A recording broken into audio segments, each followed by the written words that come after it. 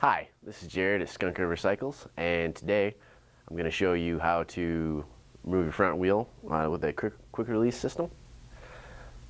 It would happen if you want to put your bike in the car, or if you ever get a flat tire and need to change it. Disengaging the cantilever brake, first thing you're going to want to do, what I like to do, is I like to push the brakes together onto the rim. And what this will do is give you some cable slack here.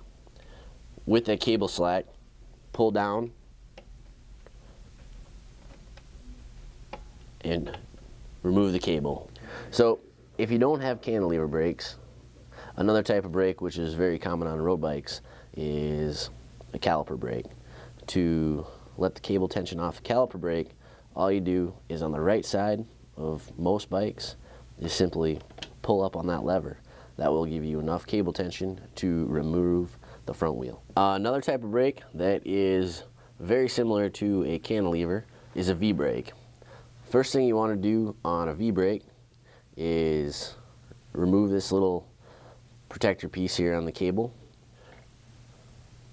Pinch the brakes onto the rim. At this point, that'll allow the cable to move a little more freely, and this piece will disengage and allow you to move the brake from the quick release. What this will do is take the tension off the springs and allow the wheel to come off freely when the quick release has been removed. Which is the next step, is to take the lever here,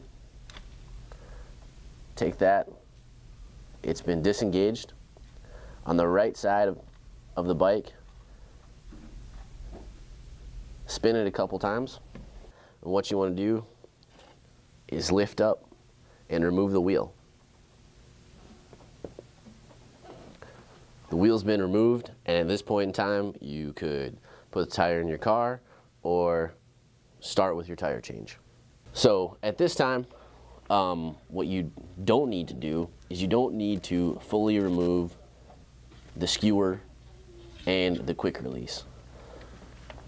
You don't need to, and it's often done, and what I find happens is people lose the springs, lose the end, whatever the case may be. So just simply, when you're removing it from the wheel, just leave the quick release skewer on there. You're getting on, you've reached your trailhead, you're going to get on the trail, or you're done with your tire chains. So you're going to put the wheel back in the fork and engage your brakes. To do this, fork back on the axle, and when you do this, you don't ever want to have the front wheel off the ground. If you have the wheel off the ground, what could potentially happen is that your wheel will be in the drops, crooked, and it'll rub on your brakes. So what you're going to do is basically the reverse of what we did earlier. You're going to the right side, twist the quick release a couple times, and then what I start to do is I start to check the lever here. It's still moving freely with no resistance, so I keep twisting. And at this point, I can feel that I can't turn this, I can't close the quick release. So unscrew the right side of the quick release, and at this point there's a little there's resistance. So what I like to do is use the fork and the quick release, and you just use the fork for leverage to close it. So next thing you're going to do is move up to the brake, and just like when we were disengaging the brakes, grab the brake pads, close them onto the rim, take the cable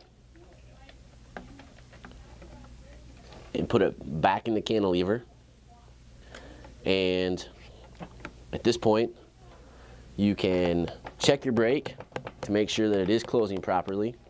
So to engage this type of brake, what you want to do, grab the brake pads again and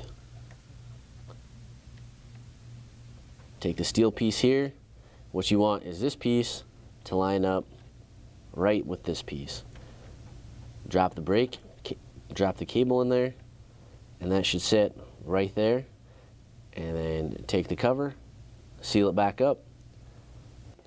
If you can tell, my bike's a little dirty. I just rode it this morning.